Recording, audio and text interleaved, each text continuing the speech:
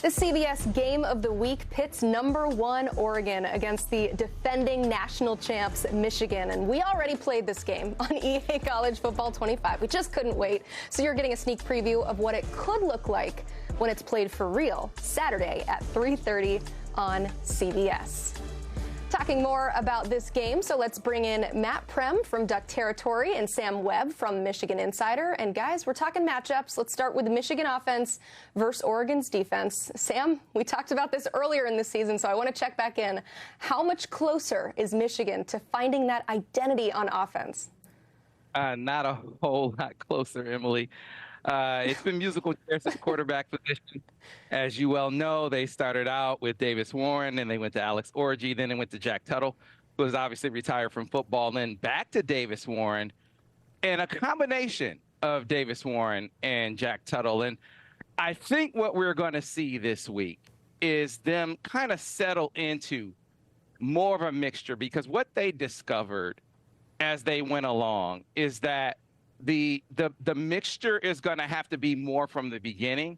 And maybe they intended for it to be that way, because Michigan State coming out last week really dominated the first quarter of that game. Michigan only got one possession in the first quarter, 1 minute of possession time in the first quarter of that game. So you really couldn't tell what the plan was, because they didn't have the ball that much. And you really only saw Alex Orji in the second half of that game.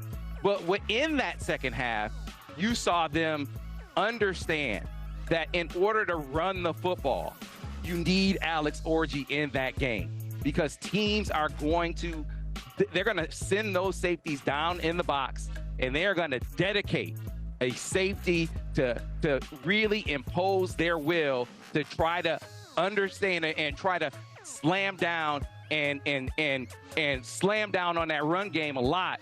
And when you throw Alex Orji, you get that extra blocker in there, and now you can run that football a lot more. And when you throw Davis Warren back in there, now you can throw that football down the football field a lot more. And that mix allowed Michigan to have a more coherent offense, and I think that's what they're going to try to do against Oregon this week.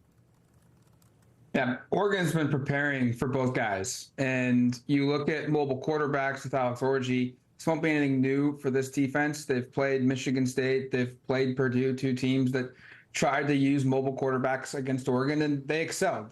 Oregon's defense did.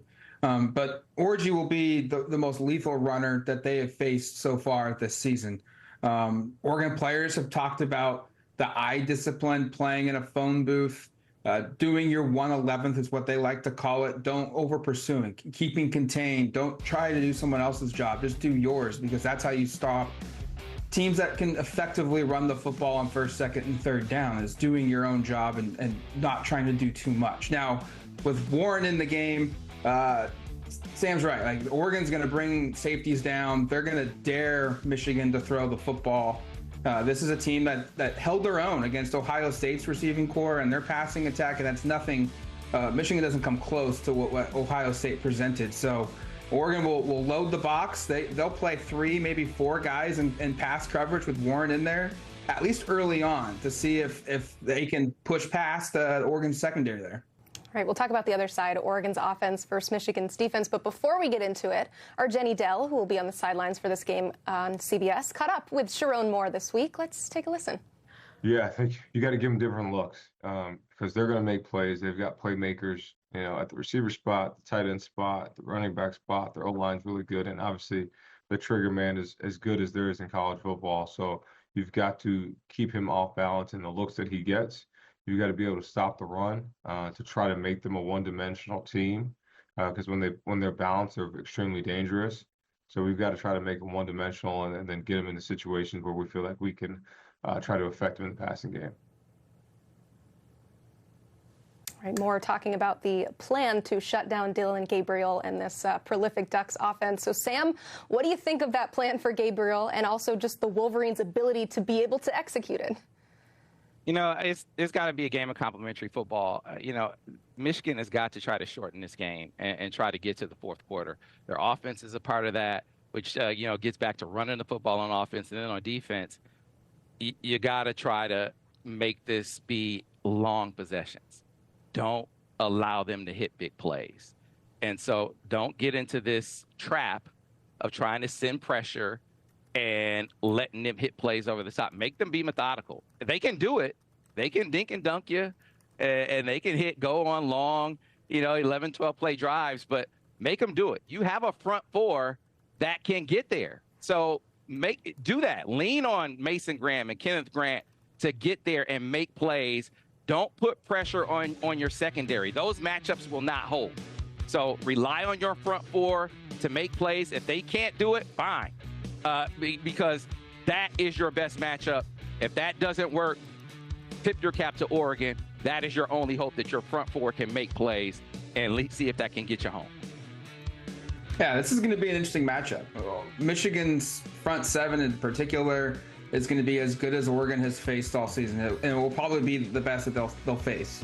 NFL dudes at all three levels for Michigan's defense, they will test Oregon. There will be challenges for this offense for Oregon to move the football. Now, I think that the tip of Oregon's spear here is they can be one-dimensional. They can throw the ball heavy. They did that against Boise State, and I completely understand Boise State's defense is nowhere close to what Michigan's is. But they've shown they can win games with just chucking the ball over the place, and they've shown that they can win games running the ball. I think what will be the key here for Oregon is the quick passing game. Very similar to what they did against Ohio State, who tried to only bring 4, maybe sometimes 5 guys. Is they went quick, and they got the ball out to their playmakers in space, whether it was screens or quick outs or slants, dump offs to their running backs, make the defense move horizontally across the football field, tire them out, and then, as they like to call it, jab, jab, jab, and then hit the haymaker with Evan Stewart going over the top.